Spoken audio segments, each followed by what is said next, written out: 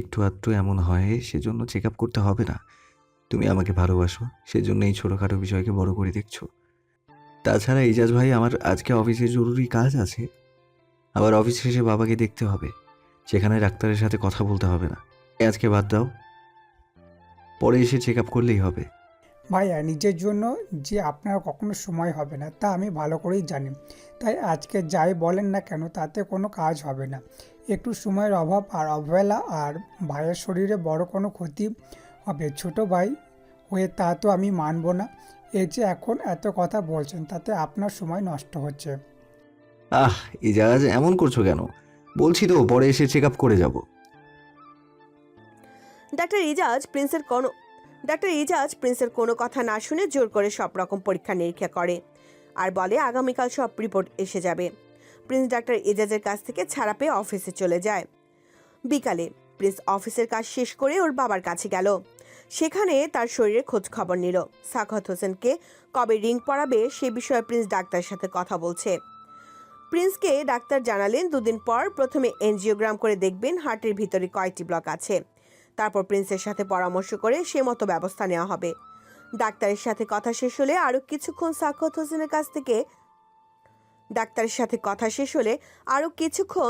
হোসেনের কাছে থেকে প্রিন্স ওখান থেকে বাসায় ফিরে। রাতে প্রিন্স বাসায় ফিরেছে ঘন্টা 2 হয়েছে। এর মধ্যে মেহেক একবার এসে ওকে কিছু নাস্তা দিয়ে গেছে।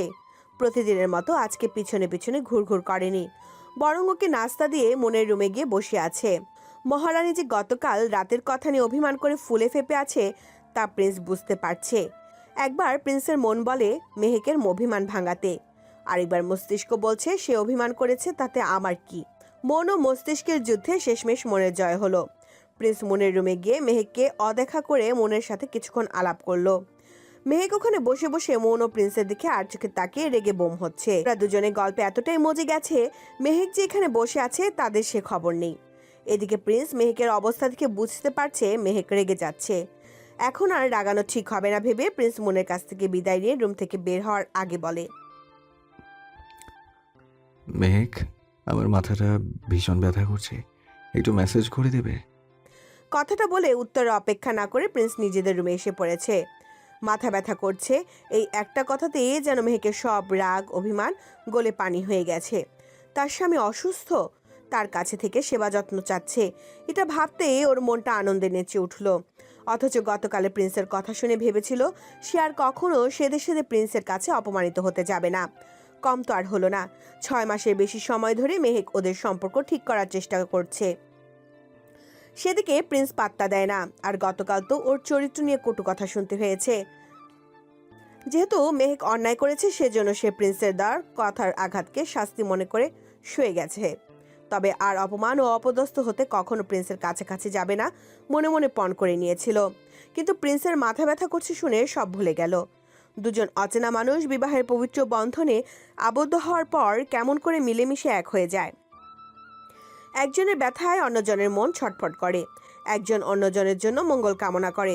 এ যেন আল্লাহর অপরূপ সৃষ্টি। এদিকে মেহেকের মনে হচ্ছে তার স্বামী অসুস্থতার কাছে এই মানবিমান সে তো তুচ্ছ ব্যাপার। যদি মানুষটি সুস্থই না থাকে তাহলে কার সাথে অভিমান করবে। কথাটা ভেবে মেহেক আর এক মুহূর্ত দেরি না করে প্রিন্সের পিছনে পিছনে তাদের রুমে আসে। হয়তো এর জন্য জ্ঞানীগুণজন বলে স্বামী স্ত্রী একে অপরের পরিপূরক। প্রিন্স রুমে এসে চোখ বন্ধ করে চুপচাপ শুয়ে আছে। মেহেক ড্রেসিং টেবিলের ড্রয়ার থেকে বাম নিয়ে প্রিন্সের কপালে আস্তে আস্তে বাম দিয়ে ম্যাসাজ করে দেয়। অন্যদিকে প্রিন্সের আসলে মাথা ব্যথা করছে না, সে মেহেকের রাগ অভিমান ভাঙাতে ব্যথার কথা বলে এখানে এনেছে। তাছাড়া মেহেকের সেবা পেতে মনটা অস্থির হয়েছিল। ওদিকে মেহেক বেশ কিছুক্ষণ ধরে এক হাত দিয়ে প্রিন্সের কপাল টিপে দিচ্ছে, আরেক হাত দিয়ে চুলে বিলি কেটে দিচ্ছিল। প্রিন্স কিছুক্ষণ বইয়ের সেবা উপভোগ করে বলল, ব্যথা কমে গেছে, এবার ঘুমাও তুমি। প্রিন্সের কথা শুনে মেহেক ঘুমের জন্য তার কাছ থেকে দূরে সরতে নিলে হঠাৎ করে প্রিন্স মেহেকের হাত টান দিল। এতে মেহেক তাল সামলাতে না পেরে প্রিন্সের বুকে আছড়ে পড়ে। প্রিন্স 2 হাত দিয়ে মেহেককে বুকের মধ্যে চেপে ধরে। সে সময় মেহেকের গতকাল রাতের অপমানজনক কথাগুলো মনে পড়ে যায়। সে কারণে মেহেক প্রিন্সের কাছ থেকে নিজেকে ছাড়াতে চেষ্টা করে। প্রিন্স তা দেখে মেহেককে বুক থেকে সরিয়ে বালিশে চেপে ধরে চোখে মুখে কপালে গালে ছোট ছোট চুমু দিয়ে কানের লতিতে হালকা কামড় দিয়ে ফিসফিসিয়ে বলে, সরি বউ, গতকাল আমার ওভাবে বলা ঠিক হয়নি। আমার কাছে আসার একমাত্র অধিকার হচ্ছে তোমার। আর আমি কিনা তোমার স্বামী হয়ে তোমাকে হার্ট করে আজে বাজে কথা বলেছি, তা এখন ভাবতেই লজ্জা লাগছে। তোমাকে এমন জঘন্য কথাগুলো বলা আমার মোটেও উচিত হয়নি। আসলে গতকাল বাবাকে নিয়ে চিন্তিত ছিলাম, তাই কি বলতে কি বলে ফেলেছি বুঝতে পারিনি। তুমি তো জানো বউ আমার মনের অবস্থা। আসলে আমি তোমাকে হার্ট করতে চাইনি, তুমি আমাকে মাফ করে দাও প্লিজ। মেহেক এতক্ষণ প্রিন্সের ছোট ছোট আদর পেয়ে আবেশে চোখ বুজেছিল। তার মধ্যে প্রিন্সের মুখে বউ ডাক শুনে ওর হৃদয় শীতল হয়ে যায়। এই বাক্যটি শুনতে কতদিন ধরে অপেক্ষা করছিল, আজকে তা শুনতে পেল। ওদিকে প্রিন্স মেহেকের দিকে তাকিয়ে বলল, আমাকে মাফ করবে না বউ? প্লিজ এভাবে বলবেন না। আপনার উপর আমার কোনো রাগ নেই, তাছাড়া আপনি। মেহেক আর কিছু বলতে পারেনি।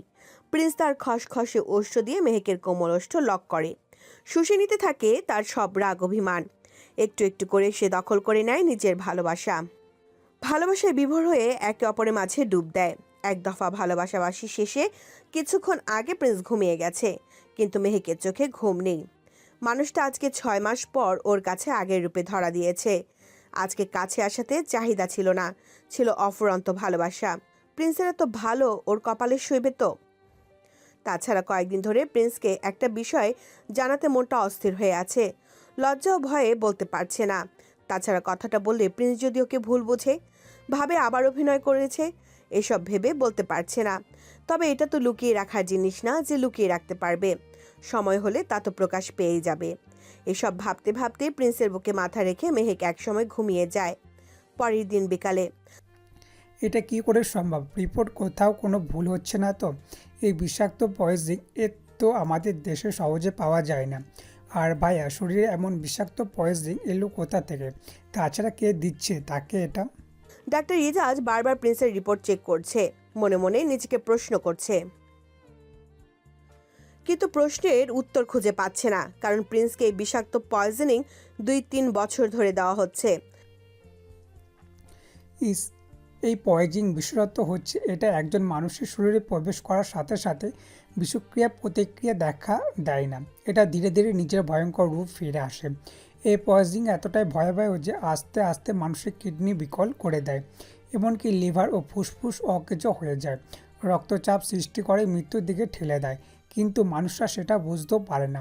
প্রিন্স ভাইয়াকে আর 6 মাস এই পয়জিং দেওয়া হলে তার বাঁচার কোনো চান্স থাকবে না। ভাগ্য ভালো যে এটা শেষ পর্যায়ে আসার আগে ধরা খেয়েছে। তবে প্রিন্স ভাইয়াকে আর কিছু পরীক্ষা নিরীক্ষা করানো লাগবে। এই পয়জিং তার দেহের কতটা বা কী ধরনের ক্ষতি হয়েছে তাও পরীক্ষা করতে হবে। আমাকে আজকের ভেতরে প্রিন্স ভাইয়ের সাথে দেখা করতে হবে, কারণ তাকে অজানা ব্যক্তি বা শত্রুর সম্বন্ধে সতর্ক করতে হবে।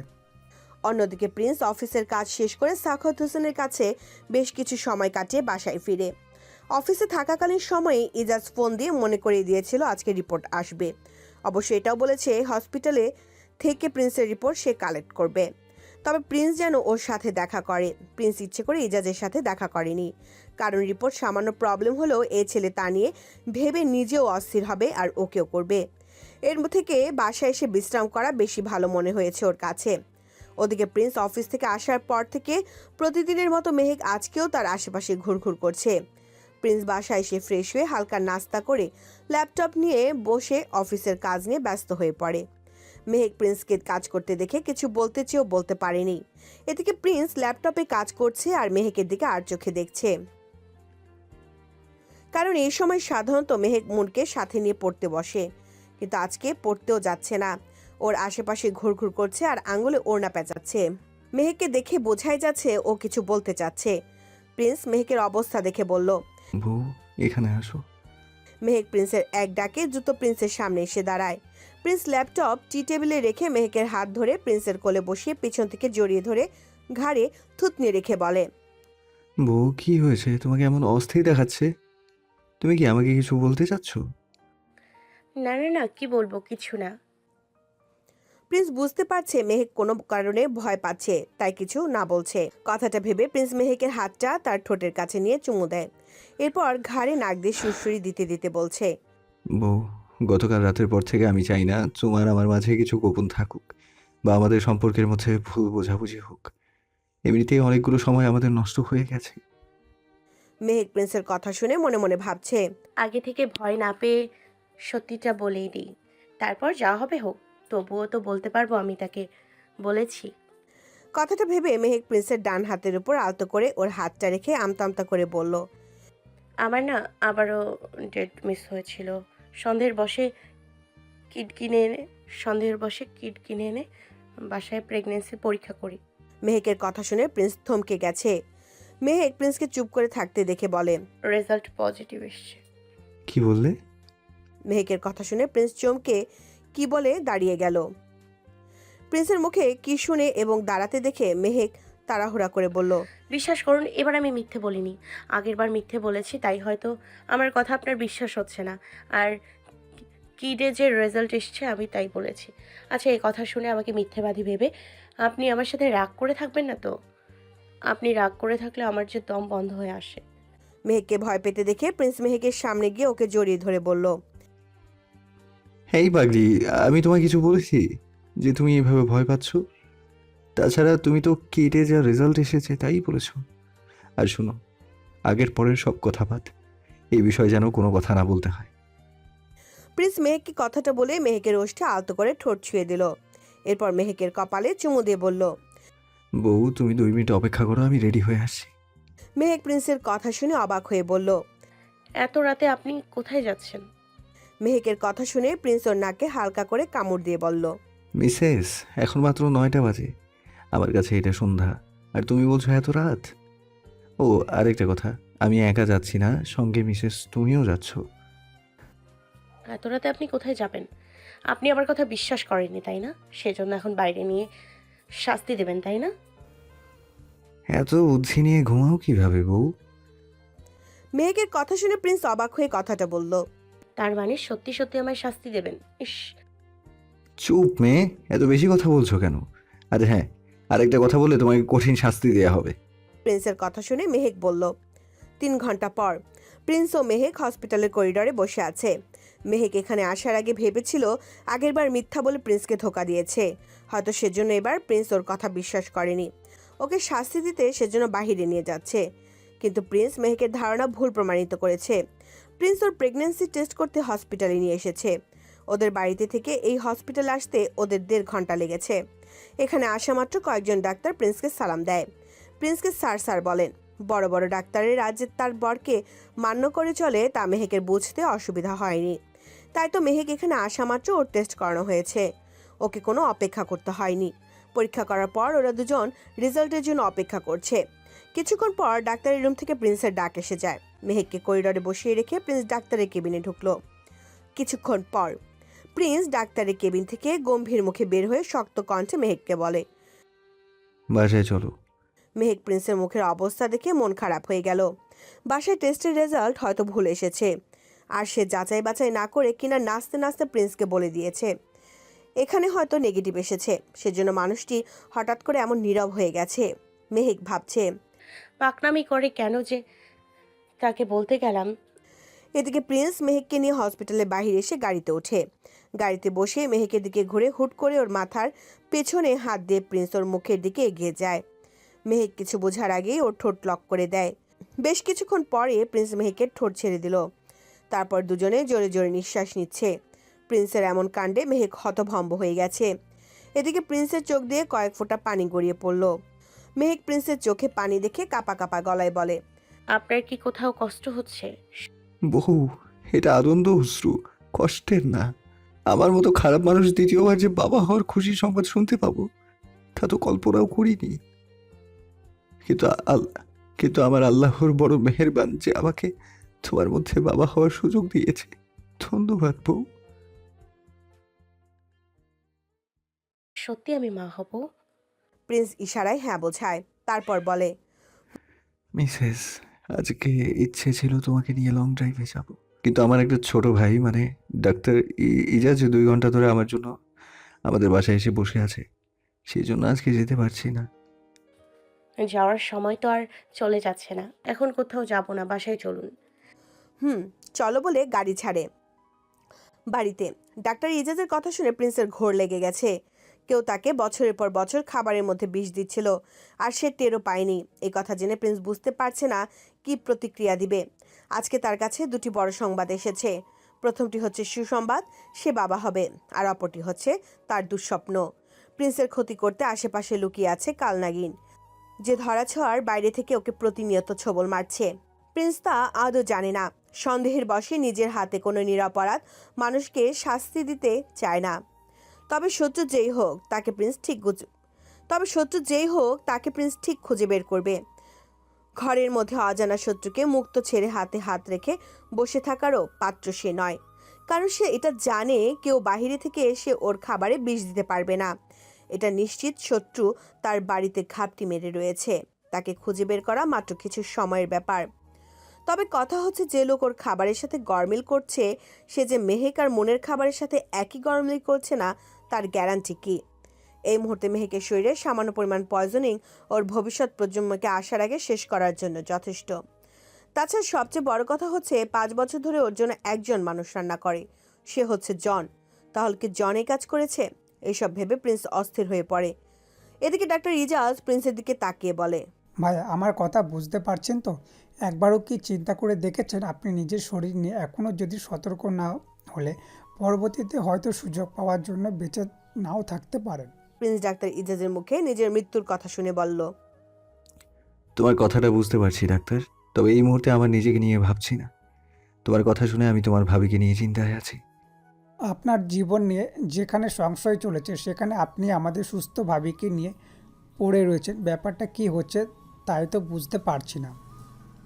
প্রিন্সের কথা শুনে ডাক্তার ইজাজ অবাক হয়ে প্রিন্সকে উপরের কথাগুলো বলল। ডাক্তার ইজাজের কথা শুনে প্রিন্স বিরক্ত হয়ে বলে, তোর কথা শুনে আমার ইচ্ছে হচ্ছে তোকে থাপ্পড় দিয়ে গাল লাল করে দিতে। প্রিন্সের কথা শুনে ডাক্তার ইজাজ শুকনো ঢোক গেল। ইজাজ জানে প্রিন্স ইজাজের উপর বেশি রেগে গেলে তুই করে বলে, আর এখন যেহেতু তুই করে বলছে সাথে থাপ্পড় মারতে চাচ্ছে, তার মানে প্রিন্স ভাই ওর ওপর ভালোই খেপে গেছে। কিন্তু ভাইকে খেপে যাওয়ার মতন কিছু বলেনি। ডাক্তার ইজাজকে চুপচাপ গোমরা মুখে বসে থাকতে দেখে প্রিন্স বলল, ইজাজ, জানিস আল্লাহ পাক আমার ঝুলিতে আরেকবার বাবা হওয়ার সুযোগ দিয়েছে। আমি আবারও বাবা হব। আজকে বিকেলে তোর ভাবির প্রেগন্যান্সির রিপোর্ট দেখে কনফার্ম হয়েছে। আর তুই কিনা বলছিস ভাবিকে নিয়ে চিন্তা করার কি আছে? তাহলে বল কেমন লাগে? কংগ্রেস ভাইয়া, এবং সরি। তবে বাবা হব খবরটি শুনে যতটা খুশি ছিলাম, কিছুক্ষণ আগে তোমার কথা শুনে তার থেকে বেশি কষ্ট পেয়েছি এবং ভয়ে আছি। ডাক্তার ইজাজের কথা শুনে প্রিন্স কথাগুলো বলল। ভয়ে আছেন? কিন্তু কেন ভাইয়া? প্রিন্সের মুখে ভয়ে আছে কথাটা শুনে ডাক্তার ইজাজ আশ্চর্য হয়ে যায়।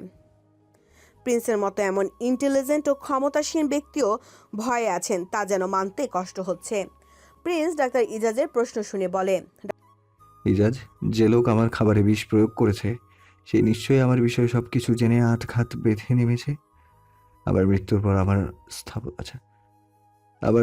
পর আবার স্থাবর অস্থাবর সম্পদের মালিক তোমার ভাবি এবং মন। সেজন্য যে আমাকে মারার চেষ্টা করেছে সে নিশ্চয়ই ওদের ছেড়ে দেবে না। আর যেহেতু আমরা 3 জন একসাথে লাঞ্চ ও ডিনার করি, তাই ওদের খাবারে যে বিষ দিচ্ছে না তা বুঝবে কেমনে? তাই তো আপনি ঠিক কথা বলছেন ভাইয়া, এটা তো আমি ভেবে দেখিনি আগে। ইজাজ, তুমি বুঝতে পারছো? তোমার ভাবির খাবারে যদি সত্যি সত্যি পয়জনিং দেওয়া হয়ে থাকে তাহলে আমাদের বাচ্চাটা পৃথিবীতে আসার আগেই শেষ হয়ে যাবে। এটা ভাবলে আমার সব উল্টাপাল্টা হয়ে যাচ্ছে। ভাই, আপনি ভাবি ও তার বোনকে নিয়ে আমার সাথে এই মুহূর্তে হসপিটালে চলুন। আমি দাঁড়িয়ে থেকে তাতে পরীক্ষা করাবো এবং দরকার হলে রাতের মধ্যে টেস্টগুলোর আর্জেন্ট রিপোর্ট দিতে বলবো। তবুও সন্দেহ নিয়ে বসে সময় নষ্ট করা ঠিক হবে না। ডাক্তার ইজাজের কথা প্রিন্সের পছন্দ হয়েছে, তাই ইজাজকে বসিয়ে রেখে মেহেক ও মুনকে ডাকতে রুমে যায়। প্রিন্স নিজের রুমে গিয়ে দেখে মেহেক খাটের সাথে হেলান দিয়ে বসে জুস খাচ্ছে আর চোখ মুখ কুচকে জিব্বা দিয়ে শব্দ করছে। মুখের এক্সপ্রেশন দেখে মনে হচ্ছে এটা টক, সেজন্য এমন করছে। ওর এক্সপ্রেশন দেখে প্রিন্স মুচকি হেসে মেহেকের কাছে গিয়ে এগিয়ে যাচ্ছিল। হঠাৎ করে প্রিন্সের মনে হয় এই জুসে পয়জনিং নেই তো। কথাটা ভেবে দ্রুত মেহেকের কাছে গিয়ে জুস ভর্তি গ্লাসটি ছুঁড়ে ফেলে দেয় এবং রেগে বলল, আসার সময় তো জুস এবং আরও কত কিছু খেতে বললাম, ইভেন খেতে রিকোয়েস্টও করেছি। তখন বললে খেতে ইচ্ছে করছে না, আর এখন কি করছো? এর মধ্যে তোমার ক্ষুধা লেগে গেছে? তাছাড়া এত রাতে তোমার জুস খেতে হবে কেন? প্রিন্স হঠাৎ করে মেহেকের মুখের কাছে থেকে গ্লাস ছুঁড়ে ফেলায় এবং রেগে কথা বলাতে মেহেক ভয় পেয়ে যাচ্ছে। প্রিন্স যখন খেতে বলছিল তখন ওর একটু খেতে ইচ্ছে করেনি, কিন্তু বাসায় আসার পর টক জাতীয় কিছু খেতে ইচ্ছে করছিল। তাই তো রিটাকে হালকা ঝাল দিয়ে আমড়ার জুস করতে বলেছে। সামান্য একটা জুস নিয়ে প্রিন্স ওকে কথা শোনাবে ভাবতেই পারছে না। ভয় লজ্জায় মেহেকের কান্না পাচ্ছে। এই লোক দুনিয়ার সবার সাথে ভালো ব্যবহার করে, শুধু ওর কাছে এলেই যত রাগারাগি করে, খবিশ একটা। আর রিটা বলে তার বস নাকি দয়ার সাগর, যত সব ফালতু কথা। আসুন রিটা সম্পর্কে মেহেকের থেকে একটু জেনে নেই। এই বাসায় প্রথম যখন এসেছে সে সময় রিটাকে তেমন পছন্দ হতো না মেহেকের। মেয়েটা সবসময় ওর উপরে নজরদারি রাখতো, এমনকি বিয়ের পরের দিন এই মেয়ের জন্য শেষ মুহূর্তে এই বাড়িতে থেকে পালাতে পারেনি। সেজন্য মেহেক আগে কখনো রিটার সাথে কথা বলতো না। তবে এখন আস্তে আস্তে বুঝতে পারি রিটার দায়িত্ব হচ্ছে মেহেকের সবকিছু খেয়াল রাখার। মেয়েটার সাথে মেহেকের ইদানিং ভালোই সখ্যতা হয়েছে। মেহেক কিছু খেতে চায়, বলা মাত্র তার সামনে তা হাজির করে দেয় রিটা। মেয়েটার রান্নার হাত চমৎকার। মেয়েটার কাছে শুনেছি মেয়েটার এক সময় সব ছিল, কিন্তু ভাগ্যের ফেরে সব হারিয়ে প্রিন্সের এখানে এসে তার দয়াতে এই বাড়িতে আশ্রয় পেয়েছে। এই লোক আমাকে ছাড়া সবাইকে দয়া দেখায়, মুখে শুধু ভালোবাসা বলে। ভালোবাসার মানুষকে এভাবে কেউ সামান্য জুসের জন্য বকতে পারে? প্রিন্স মেহেকের চোখের দিকে তাকিয়ে দেখে চোখে পানি টলমল করছে, যে কোনো মুহূর্তে মাটিতে পড়ে যাবে। মেহেকের চোখে পানি দেখে প্রিন্সের বুকটা মোচড় দিয়ে উঠল। প্রিন্স মেহেককে জড়িয়ে ধরে বলল, সরি বউ, হঠাৎ কি বলে ফেলেছি বুঝতে পারিনি তুমি এত কষ্ট পাবে। প্রিন্সের কথা শুনে মেহেক কিছু বলেনি, মুখ গোমড়া করে চুপচাপ বসে আছে।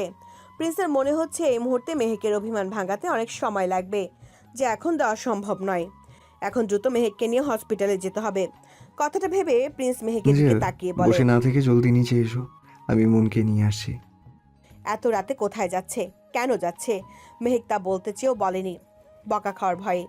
রাত প্রায় 2টো বাজে। মন ও মেহেকের টেস্ট করিয়ে কিছুক্ষণ আগে ওদের নিয়ে বাসায় ফিরেছে প্রিন্স। টেস্ট করার সময় মেহেক কিছু না বললেও মন চিৎকার করে পুরো হসপিটাল মাথায় তুলে। ওকে থামাতে প্রিন্সের অনেক পরিশ্রম করতে হয়েছে। মনের চিৎকার চেঁচামেচি দেখে মেহেক ভয় পেয়েছিল। মেহেক ভেবেছে এই বুঝি প্রিন্স রেগে যাবে, কিন্তু ওকে অবাক করে প্রিন্স মনকে কিছুই বলেনি, বরং তাকে অনেক বুঝিয়ে শুনে টেস্ট করতে রাজি করায়। ওদিকে মনসহ মেহেককে হসপিটালে নিয়ে যাওয়াতে মেহেক কিছুটা ভয় পেয়েছে। প্রথমে ভেবেছিল সাখাওয়াত হোসেনের মানে শ্বশুর বাবার কিছু হয়েছে, আবার ভেবেছে হয়তো প্রিন্স এখনও ওকে বিশ্বাস করতে পারছে না, এজন্য আবারও টেস্ট করতে নিয়ে এসেছে। মনকে সাথে এনেছে যাতে মেহেক মনকে নিয়ে চিন্তা না করে। তবে ওর সব উল্টাপাল্টা ধারণা বদলে গেছে নার্সের কথা শুনে। ওর প্রেগনেন্সির রিপোর্ট কখন দেওয়া হবে? টেস্ট করানো হয়ে গেলে মেহেক নার্সকে কৌতূহলী বসে তো কথাটা জিজ্ঞেস করলো। নার্স মেহেকের কথা শুনে অবাক হয়ে যায় এবং বলে, ম্যাম, আমরা তো আপনার প্রেগন্যান্সি টেস্ট করিনি। আমরা আপনার শরীরে কোনো পয়জন আছে কি না তা এবং বেবির কন্ডিশন কেমন তা টেস্ট করেছি। নার্সের কথা শুনে মেহেক হতভম্ব হয়ে গেছে। ওর এবং মনের শরীরে পয়জনিং আসবে কোথায় থেকে? বাবা হওয়ার খুশিতে প্রিন্সের নির্ঘাত মাথাটা গেছে। এই লোক রাত দুপুরে হসপিটালে নিয়ে এসেছে এসব ফালতু টেস্ট করাতে, আর এখানে আসার আগে জুস খাওয়ার জন্য ওকে কি বাজেভাবে বকেছে। সেজন্য মেহেক হসপিটালে যাওয়ার আগে ঠিক করেছে আজকে রাতে প্রিন্সের সাথে কথা বলবে না। এদিকে মেহেক বাসায় এসে মনকে ওর রুমে দিয়ে এসে ওকে ফ্রেশ হয়ে ঘুমাতে বলে। এরপর মেহেক নিজের রুমে এসে ফ্রেশ হয়ে এসে খাটে বসে। সে সময় প্রিন্স রুমে ঢুকে তার হাতে থাকা জুসের প্যাকেট খুলে গ্লাসে জুস ঢেলে মেহেকের হাতে দিয়ে বলল, এটাও হালকা ঝাল ও টক, তুমি খেয়ে দেখো, আশা করি খারাপ লাগবে না। বাকিটুকু এই রুমে ফ্রিজে রেখে দিয়ে বলে, আমি ফ্রেশ হয়ে আসছি, তুমি খাও। কিছুক্ষণ পর প্রিন্স ফ্রেশ হয়ে দেখে মেহেক জুস খাওয়া তো দূরের বিষয়, ছুঁয়ে দেখেনি। তার বউ তার সাথে তখনকার বিষয় নিয়ে এখনও অভিমান করে আছে। তা বুঝতে পেরে প্রিন্স মুচকি হেসে বলে, আমার সোনা পাখি বুঝে অভিমান হয়েছে আমার উপর? মেহেক তবুও চুপ করে আছে। প্রিন্স মেহেকের দিকে তাকিয়ে বলল, সরি সোনা, তখন আমি একটা বিষয় নিয়ে বেশ চিন্তিত ছিলাম, তো সেজন্য ভুল হয়ে গেছে, এবারের মতো মাফ করে দাও। সেজন্য আমি সরি বলছি তো, প্লিজ বউ জুসটা খেয়ে নাও। মেহেক ঠিক করেছে আজকে প্রিন্সের মিষ্টি কথায় সে ভুলবে না। প্রিন্স মনে হয় মেহেকের মনের কথা শুনে নিয়েছে। জুসের গ্লাসটা হাতে নিয়ে নিজের মুখের কাছে এনে মুখে এক সিপ জুস নিল। তারপর হুট করে জুসে ভেজা ওর শক্ত ওষ্ঠ দিয়ে মেহেকের কোমল ওষ্ঠ দখল করে প্রিন্সের মুখে থাকা সবটুকু জুস মেহেকের মুখে চালান করে দিল। প্রিন্সের এমন কাণ্ডে মেহেকের চোখ বড় বড় হয়ে গেছে, মনে হচ্ছে ওর নিঃশ্বাস আটকে যাবে।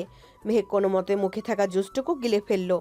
তবে প্রিন্স মেহেকের ওষ্ঠ ছাড়েনি, বরং আলতো করে শুষে নেয় মেহেকের অভিমানগুলো। মেহেক তার ভালোবাসার মানুষটির ছোঁয়া অপেক্ষা করতে পারেনি। সেও ঠোঁটে ঠোঁট না বলা কথাগুলো বলতে ব্যস্ত। এভাবে অনেকটা সময় কেটে যায়।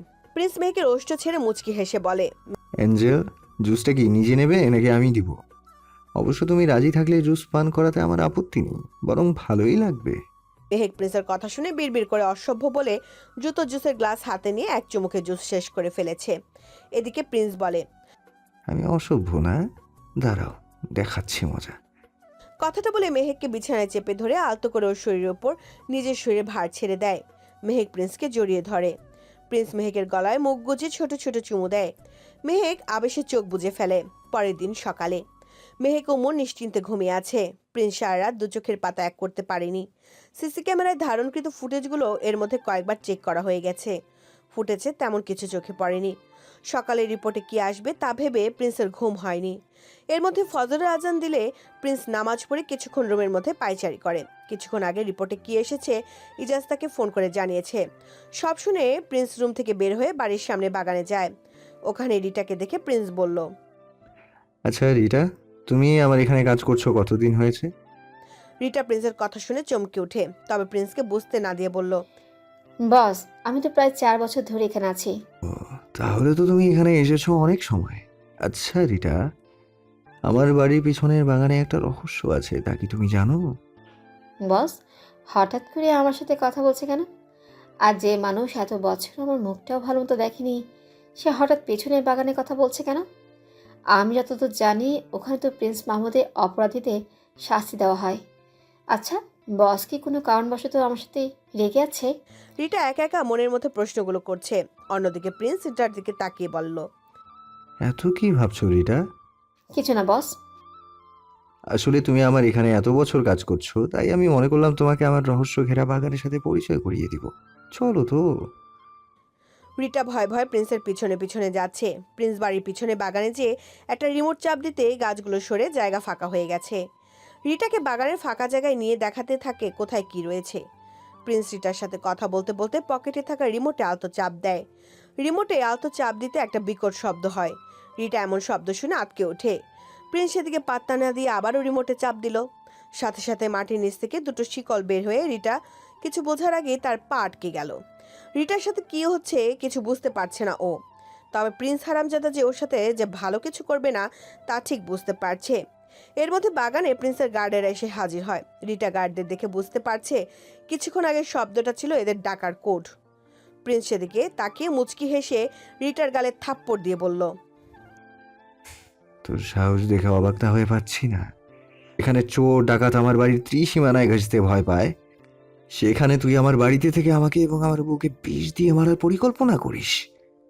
তোর কি মৃত্যু ভয় নেই? দেখতে তো পারছিস আমার ভয় নেই। থাকলে নিশ্চয়ই জেনে শুনে তোর গুহায় ঢুকে তোকে মারার চেষ্টা করতাম না। তুই যেহেতু সাহসী, তো বল, আবার এখানে তোকে কে পাঠিয়েছে? তুই কে? তোকে ভয় পেলেই বা বলার হলে ধরা পড়ার সাথে সাথেই বলতাম। তুই এত কিছু বুঝিস সেটা বুঝিস নি। আমাকে ভয় দেখে কোনো লাভ হবে না। তাছাড়া তুই আমাকে মেরে ফেললেও কিছুই জানতে পারবি না। তবে চিন্তা করিস না, তোর মৃত্যু নিশ্চিত, তা আজকেই। রিটার কথা শুনে প্রিন্সের রাগ উঠে গেল। এই মেয়ের 22 থেকে 24-এর মধ্যে বয়স হবে হয়তো, কিন্তু কথা শুনে মনে হচ্ছে আমি ওর ছোট। তাছাড়া ওর চোখে মুখে ফুটে উঠেছে আমার প্রতি ক্রোধ। এর মুখ থেকে বিষ দেওয়ার কারণ বের না করা পর্যন্ত প্রিন্স ওকে মৃত্যু দেবে না। প্রিন্সের শাস্তি কেমন দেখাতে হবে। কথাটা ভেবে দুজন মেয়ে গার্ডকে প্রিন্স ইশারা করতে তারা এসে রিটার গালে ঠাস ঠাস করে থাপ্পড় দিচ্ছে। লাথি ঘুষি তো সে সাথে আছেই। রিটা মার খাচ্ছে তবু মুখ খুলছে না। প্রিন্স রিটার দিকে তাকিয়ে গতকাল রাতের কথা ভাবছে। সাধারণত ছোট একটা মেয়ে গার্ড প্লাস রাঁধুনির এত সাহস। এখানে সাধারণ কাজের মানুষের মতো এত বছর ধরে কাজ করে যাচ্ছে, সে মেয়ে খাবার বিষ দিচ্ছে, তা বিশ্বাস করতে কষ্ট হচ্ছে। আবার এ বিষ যে সে বিষ নয়, এই মেয়ের সাথে নিশ্চয়ই বড় কেউ জড়িত আছে। এ হচ্ছে সাধারণ চুনোপুটি। রাঘব বোয়াল এখনও ধরাছোঁয়ার বাহিরে আছে, ওকে দিয়েই তাকে ধরতে হবে। তাছাড়া ওর কথা বোঝা যাচ্ছে যার হয়ে কাজ করছে সে এখানে এসে ওকে বাঁচাবে। এ মেয়ে হয়তো জানে না এখানে এলে এ লোক জীবিত ফিরে যেতে পারবে না। প্রিন্স ভোর রাতের কথা ভাবছে। মেহেক ও মুনের মেডিকেল রিপোর্টের কপি মোবাইলে ভোর রাতে পেয়েছে। ডাক্তার ইজাজের ভাষ্য মতে মুনের শরীরে কোনো পয়জনিং অস্তিত্ব পাওয়া যায়নি, তবে মেহেকের শরীরে অল্প পরিমাণ পাওয়া গেছে। আর মেহেককে পয়জনিং দিচ্ছে বেশি দিন হয়নি, এমনকি আজকে রাতেও জুসের সাথে পয়জনিং দেওয়া হয়েছে, তবে তা খুব অল্প পরিমাণে। আর একটু হলেই বাচ্চাটা পৃথিবী আসার আগেই শেষ হয়ে যেত। কথাটা শুনে প্রিন্স চমকে ওঠে। মনে পড়ে যায় গতকাল রাতে প্রিন্স সন্দেহের বশে মেহেকের শরবত ফেলে দিয়েছিল, না হলে আজকে তার বাচ্চাটাকে বাঁচাতে পারতো না। গতকাল রাতে মেহেক বলেছিল ওর কথাতেই রিটা নিজের হাতে জুস করে এনেছিল। ডক্টর ইজাজের কথা শুনেও সিসি ফুটেজে রিটাকে জুস বানাতে দেখে প্রিন্সের বুঝতে অসুবিধা হয়নি যে মেহেককে খাবারে রিটায় পয়জনিং মিশিয়েছে। তাই তো সকাল থেকে রিটার গতিবিধি পর্যবেক্ষণ করে। ওর সাথে আর কি জড়িত আছে তা ফুটেজ দেখে বোঝা যাচ্ছে না। আর সকাল থেকে কারোর সাথে ওকে কথা বলতেও দেখেনি। কিন্তু রিটা অপরাধী জেনেও এভাবে ছেড়ে রাখা সম্ভবত প্রিন্সের মতো রাগী লোকের পক্ষে সম্ভব নয়। তাই তো ওকে বন্দি করেছে কথা বের করতে। ওদিকে রনি ফোনে রিটার খবর শুনে তখন থেকে রিটাকে খুন করতে ইচ্ছে করছে তার।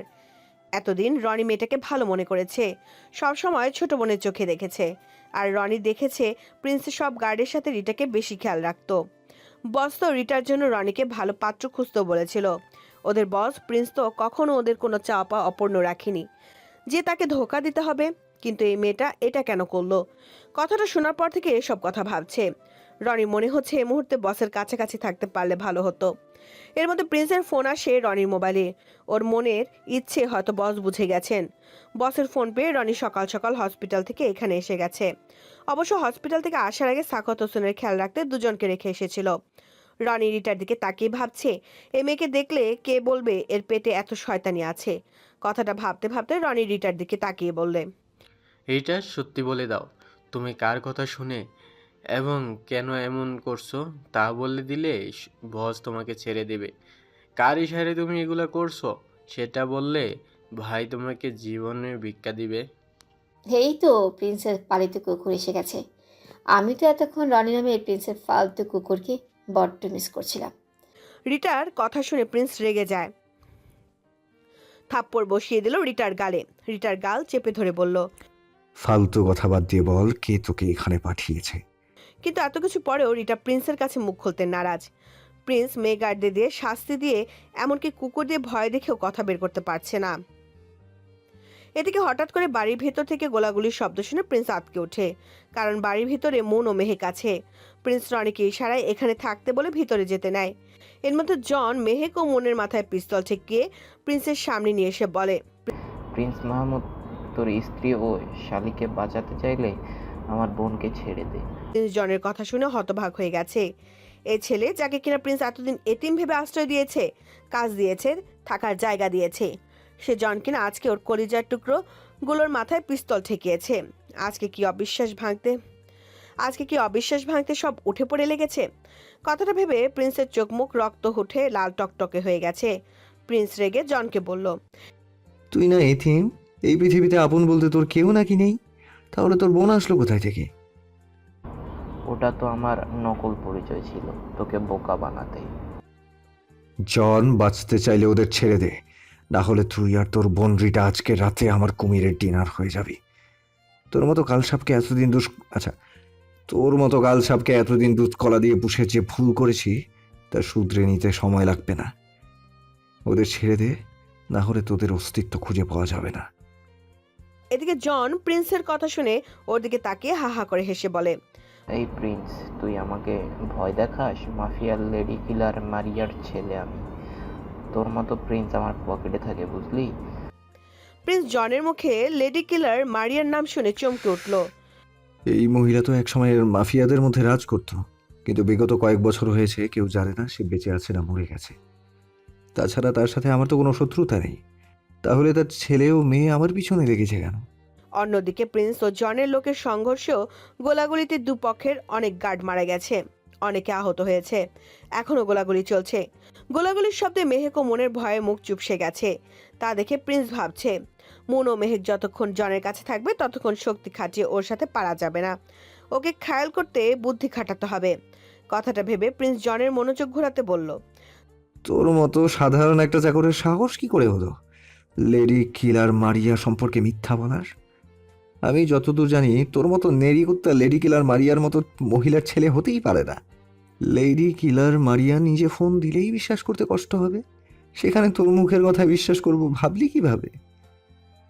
জনের প্রিন্সের কথা শুনে ইগোতে লেগেছে। সেজন্য কিছু না ভেবে পকেট থেকে মোবাইল বের করতে নেয় তার তার মাফিয়া মাকে কল করতে। জনের মাথায় থেকে এটা বের হয়ে যায় যে তার মায়ের সাথে কথা হয়েছে, সে কিছুক্ষণের মধ্যে এখানে এসে পড়বে। ওদিকে ওর অন্যমনস্কের সুযোগ নিয়ে প্রিন্স রনিকে ইশারায় পিছন থেকে ধাক্কা দিতে বলে। রনি ইশারা পাওয়ার সাথে সাথে জনকে পিছন থেকে ধাক্কা দেয়। প্রিন্স সেই সুযোগে মুন ও মেহেককে নিজের কাছে টেনে নেয়। হঠাৎ করে সব ঘটে যাওয়ায় জন নিজেকে নিরাপদ রাখতে পারেনি। রনি প্রিন্সের কথা মতো জনের মাথায় পিস্তল ঠেকিয়ে বলল, তোদের বসকে বাঁচাতে চাইলে অস্ত্র ফেলে দাও। প্রিন্সের কথা শুনে সবাই ভয় পেয়ে অস্ত্র ফেলে দেয়। প্রিন্সের কাছে জনের সব লোকজন আটকা পড়েছে। এরপর প্রিন্স রনির দিকে তাকিয়ে বলল, আমি ওদের নিরাপদ স্থানে রেখে আসি। জনি, তুমি জনকে ওর বোনের কাছে রেখে বেঁধে দাও। আজকে ওদের এমন অবস্থা করবো যে আমার পিঠে ছুরি মারার ফল হাড়ে হাড়ে টের পাবে। প্রিন্স মেহেক ও মুনকে বাড়ির ভিতরে একটা গোপন জায়গায় বা কক্ষ আছে সেখানে রেখে এসেছে। ওরা এমনিতেই ভয় পেয়েছিল, আর ওখানে গেলে প্রিন্সের যদি কিছু হয়ে যায়, মারিয়ানা ভারিয়া সে এসে যদি প্রিন্সকে মারতে চায়, তা ভাবে মেয়ে দুটো কেঁদে দিয়েছে। প্রিন্সকে ওখানে যেতে দিতে চায়নি, কিন্তু প্রিন্স ওদের বুঝিয়ে বলেছে সে না গেলে রনি এবং ওর নিরাপদ গার্ডেরা মারা পড়বে, তাছাড়া ওর কিছু হবে না। প্রিন্স মেহেকের কপালে চুমু দিয়ে বলল, আবার আসতে দেরি হলে, মানে সন্ধ্যার ভেতর ফিরতে না পারলে, এই রুমের ফ্লোরে ম্যাটের নিচে একটা গোপন সুড়ঙ্গের মুখ আছে, যেটা খোলার এবং সুড়ঙ্গের মধ্যে লাইট জ্বালানোর সুইচ খাটের পাশের কর্নার টেবিলের পেছনে আছে। সেটাই চাপ দিলে সুড়ঙ্গের দরজা খুলে যাবে। সেখান দিয়ে তুমি ও মুন এই বাড়ির বাহিরে চলে যাবে। ওখানে তোমাদের জন্য সোনালি নামের একজন অপেক্ষা করবে। মুন সোনালিকে চেনে, তাই ওখানে দাঁড়িয়ে থাকা মেয়েটিকে মুন সোনালি বললে তোমার সাথে ওর আমার আরেকটা বাড়িতে চলে যাবে। আচ্ছা, তোমরা ওর সাথে আমার আরেকটা বাড়িতে চলে যাবে, আমি তোমাদের সাথে ওখানে যোগাযোগ করব। মেহেক প্রিন্সের কথা শুনে কেঁদে দেয়। সে কিছুতে প্রিন্সকে ছাড়তে চাচ্ছে না, কিন্তু প্রিন্স নিজের জন্য এতগুলো লোকের জীবন নিয়ে অবজ্ঞা করতে পারবে না। তাছাড়া ওদের বস হয়ে প্রিন্স কিছুতেই এখানে বসে থাকতে পারবে না। প্রিন্স মেহেকের ওদের সন্তানের খেয়াল রাখতে বলে রুমের বাহির থেকে লক করে ওখান থেকে চলে আসে। প্রিন্স এখানে এসে দেখে সবকিছু এখনো ওদের হাতে আছে। প্রিন্স পিস্তল লোড করে প্রথমে জনের ডান হাতে এবং পরে রিটার ডান হাতে গুলি করে। এর মধ্যে সেখানে সাখাওয়াত হোসেন এসে পড়েছে। সামনের দিকে তাকিয়ে জন ও রিটার রক্তাক্ত শরীর দেখে থমকে যায়। তার চোখ দিয়ে আপনা আপনি পানি পড়ছে। ওদিকে প্রিন্স সাখাওয়াত হোসেনকে এখনও খেয়াল করেনি, তবে রনি তাকে দেখে কাছে এসে বলল, স্যার আপনি এখানে? সাখাওয়াত হোসেন রনির কথা শুনে ওর দিকে তাকিয়ে দেখে ওর হাতে পিস্তল। হুট করে রনির কাছ থেকে পিস্তল নিয়ে রনির মাথায় ঠেকিয়ে প্রিন্সকে উদ্দেশ্য করে বলল, প্রিন্স বাবা, ওদের ছেড়ে দে, না হলে রনির মাথার খুলি উড়িয়ে দেব। প্রিন্স অসুস্থ সাখাওয়াত হোসেনকে এখানে দেখে যতটা অবাক হয়েছে, তার থেকে বেশি অবাক হয়েছে জন ও রিটাকে বাঁচাতে তার বাবা রনির মাথায় পিস্তল থেকে ট্রিগার চেপে ধরেছে সেটা দেখে। কিন্তু এটা কি করে সম্ভব? এত বছর ধরে যে মানুষটিকে পিতার আসনে বসিয়ে রেখেছে, যে মানুষটি ওকে নতুন জীবন দিয়েছে, সেই কিনা যারা ওকে মারার চেষ্টা করছে তাদের ছেড়ে দিতে বলছে। প্রিন্স সাখাওয়াত হোসেনের এমন কাণ্ডে হতভম্ব হয়ে গেছে। সাখাওয়াত হোসেন প্রিন্সের দিকে তাকিয়ে বলল, বাবা, ওদের ছেড়ে দে, না হলে রনিকে শেষ করে দেব। তুই ভালো করে জানিস আমার নিশানা ভুল হয় না। ওদের ছেড়ে দাও। প্রিন্স জানে সাখাওয়াত হোসেনের রনিকে মারতে দুবার ভাববে না, সেজন্য রনির জীবন নিয়ে কোনো ঝুঁকি নিতে চায়নি। তবে সাখাওয়াত হোসেনের দিকে প্রিন্স তাকিয়ে বলল, তুমি আবার বাবা হয়ে এত কাছে থেকেও কেন আজকে তোমাকে অচেনা লাগছে? এই সাখাওয়াত হোসেনকে তো আমি চিনি না। কে তুমি? সাখাওয়াত হোসেন প্রিন্সের কথা শুনে কষ্ট পেলেও কিছু বলেনি। আজকে তার বুকের মধ্যে অদ্ভুত কষ্ট হচ্ছে। সাখাওয়াত হোসেন জন ও রিটার রক্তাক্ত হাতের দিকে তাকিয়ে বলল, তোরা চলে যা। যাবো তো অবশ্যই, তবে যাওয়ার আগে যার জন্য সারা জীবন তোর কাছ থেকে দূরে সরিয়ে রেখেছি তাকে শেষ করে তবেই যাব। ওদের কথা শুনে প্রিন্স চমকে ওঠে। মনের মধ্যে একটা প্রশ্ন বারবার উকি দিচ্ছে, জন ও রিটার সাথে সাখাওয়াত হোসেনের সম্পর্ক কি? তাছাড়া ওরা যদি লেডি কিলার মারিয়ার ছেলেও মেয়ে হয়, তাহলে সাখাওয়াত হোসেনের সাথে মারিয়ার সম্পর্ক কি? সাখাওয়াত হোসেন জনের কথা শুনে বলল, তোরা এমন কিছু করবি না, চলে যা। রিটা সাখাওয়াত হোসেনের কথা শুনে হাহা করে হেসে প্রিন্সের দিকে তাকিয়ে বলে, তোমার পালিত ছেলেকে আমরা কিচ্ছুই করব না। তবে সে আমাদের শরীরের থেকে রক্ত ছড়িয়েছে, সে শাস্তি তো তাকে পেতেই হবে। আমাদের মম ওর থেকে আমাদের প্রতিটা ফোঁটা রক্তের মূল্য বের করবে। তুমি আজকে শত চেষ্টা করেও বাঁচতে পারবে না। পেছনে তাকে দেখো তো। সাখাওয়াত হোসেন রিটার কথা শুনে পেছনে তাকিয়ে দেখে মারিয়া দূর থেকে প্রিন্সের বুকের দিকে নিশানা করে মাত্র পিস্তলের ট্রিগার চেপে টিপ দিল। মুহূর্তের মধ্যে গুলিটা প্রিন্সের বুকের দিকে থেয়ে আসছে আছড়ে পড়তে। সেই সময় সাখাওয়াত হোসেন কিছু না ভেবে রনিকে ছেড়ে প্রিন্সকে ধাক্কা দিয়ে সরিয়ে দিল। তবে প্রিন্স বেঁচে গেল, সাখাওয়াত হোসেনের বুকে রক্ত ভেসে গেল। সাখাওয়াত হোসেন মাটিতে ঢলে পড়েছে। ওদিকে এর মধ্যে আরেকটি গুলি এসে প্রিন্সের বাম হাত ছুঁয়ে গেছে। সবকিছু এমন হঠাৎ হতে প্রিন্স হতভম্ব হয়ে গেছে। কিন্তু সাখাওয়াত হোসেনকে মাটিতে লুটিয়ে পড়তে দেখে নিজের দিকে না তাকিয়ে বাবা বলে চিৎকার দিয়ে তার কাছে গেল। এই মানুষটার প্রতি প্রিন্সের কিছুক্ষণ আগেও অবিশ্বাস জন্মেছিল, কিন্তু সাখাওয়াত হোসেন প্রমাণ করে দিল প্রিন্স ভুল ভাবছে তার সম্পর্কে। আবারও সে প্রিন্সের জীবন বাঁচিয়েছে। শুধু ওর জীবন বাঁচায়নি, ওর জন্য নিজের জীবনকে মৃত্যুর মুখে ঠেলে দিয়েছে। সে আর যাই হোক ওর ক্ষতি করতে পারে না। কিছু কিছু মানুষ কাছ থেকে অচেনা রয়ে যায়, সাখাওয়াত হোসেন হয়তো তাদের মধ্যে একজন। প্রিয় মামুনি, কোথায় তুমি? সোনালি, এই সোনালি, প্রিয় কোথায়? সোনালি মেহেকের আওয়াজ শুনে দোতলা থেকে জবাব দিল। আপু আসছি। সোনালি প্রিয়কে কোলে করে আস্তে আস্তে নিচে নামছে। এদিকে প্রিয় সোনালির কোল থেকে নেমে যেতে চাচ্ছে। তা দেখে সোনালি বলল, প্রিয় সোনা, এমন করো না তো, নড়াচড়া করলে পড়ে যাবে। আন্টি আন্টি, আমি তোলে দাবো না, আমি তো থতো না, আমি বলো তো, তাই হেঁটে হেঁটে দাবো। সোনালি প্রিয়র আধো আধো বুলি শুনে হেসে বলল, তাই তো, আমাদের প্রিয় সোনা তো বড় হয়ে গেছে। কিন্তু প্রিয় সোনা, আমি একা একা হাঁটতে গেলে তো পড়ে যাব, তো সেজন্য তোমাকে কোলে নিয়ে যাচ্ছি। প্রিন্স সোনালির কথা শুনে মুখে হাত দিয়ে বলে, ও মা আন্টি, তুমি বলো হয়ে এত হাঁটতে পারো না? না মা, পারি না। প্রিয় সোনালির কথা শুনে মুখে হাত দিয়ে বলে। সোনালি প্রিয়র সাথে কথা বলতে বলতে নিচে নেমে এসেছে। মেহেক দ্রুত সোনালির কাছে গিয়ে প্রিয়কে কোলে নিয়ে কপালে চুমু দিতে লাগলো। প্রিয় চুপ করে মায়ের আদর খেলো। মেহেক সোনালির দিকে তাকিয়ে বলে। প্রিয় মামুনি দুপুরে কিছু খেয়েছে? সোনালি মাথা ঝাঁকিয়ে না বলে। মেহেক প্রিয়র দিকে তাকিয়ে বলে, মামুনি, সোনালি আন্টির হাতে খাওনি কেন? ঠিকমতো খাওয়া দাওয়া না করলে বড় হবে কিভাবে? অবশ্য মেহেক জানতো সে বাসায় না এলে তার পুচকি মেয়ে না খেয়ে থাকবে। তাই তো অফিসের কাজ সেরে দ্রুত বাসায় এসেছে। অনেক সময় খেতে ইচ্ছে করে না, কিন্তু মেয়েটার জন্য না খেয়ে থাকতে পারে না। এদিকে প্রিয় মায়ের কথা শুনে বলে, আমি তো অনেক বলো, আর বলরা তো মাকে লেখে খায় না। এদিকে প্রিয় মায়ের কথা শুনে বলল। মেয়ের মুখে পাকা পাকা কথা শুনে মেহেকের হাসি পাচ্ছে। মেয়েটা এখনো পুরোপুরিভাবে কথা বলতে পারে না। বড়কে বলো, খাবোকে থাবো, যাবোকে দাবো, ছোটকে থতো, অনেককে অলেক, রাগকে লাগ, রেখেকে লেখে বলে। আর তিনি নাকি বড় হয়ে গেছে, বয়স মাত্র 2 বছর 5 মাস, কিন্তু কথা শুনে মনে হয় আমি তার বাচ্চা, সে আমার মা। মেহেক যখন এসব ভাবছিল সে সময় প্রিয় মায়ের গালে চুমু দিয়ে বলল, মামুনি, তুমি রাগ করেছ? ও মামুনি, তোমাকে লেকে খেতে ভালো লাগে না তো? তুমি কিছু বুঝো না। মেয়ের কথা শুনে মেহেক মুচকি হেসে মেয়ের কপালে চুমু দিয়ে বলে, আমি কি আমার প্রিয় সোনার সাথে রাগ করতে পারি? চলো চলো, জলদি ফ্রেশ হয়ে আসি, খেতে হবে তো। প্রিয়কে নিয়ে মেহেক নিজের রুমে যায়। ফ্রেশ হয়ে প্রিয়কে কোলে নিয়ে খেতে নিচে নামলো। সোনালি টেবিলে খাবার সার্ভ করছিল। মেহেক সেদিকে তাকিয়ে বলে, সোনালি, মুন কোথায়? সে খেয়েছে? সোনালি মেহেকের কথা শুনে তার দিকে তাকিয়ে বলল, আপু, মন আপু তো আপনাকে ছাড়া কখনো খায় না। ওকে ডেকে নিয়ে এসো। সোনালি মনকে ডাকতে যাবে, সে সময় প্রিয় বলে ওঠে, মামুনি, ছোট মামুনিটা পচা, তাকে বকে দিব। মেহেক প্রিয়র দিকে তাকিয়ে বলে, কেন সোনা, তোমার ছোট মামুনি কি করেছে? ছোট ছোট মামুনি আমার সাথে খেলো না, গল্প বলো না, সবসময় মন খারাপ করে থাকো। মেহেক প্রিয়র কথা শুনে দীর্ঘ নিঃশ্বাস ছাড়ল। সে মেয়েকে কিভাবে বলবে তার ছোট মামুনি একসময় এমন ছিল না। প্রিয়র থেকেও বেশি চঞ্চল ছিল মন। সেদিন চোখের সামনে প্রিন্সের রক্তাক্ত শরীর দেখে এমন হয়ে গেছে।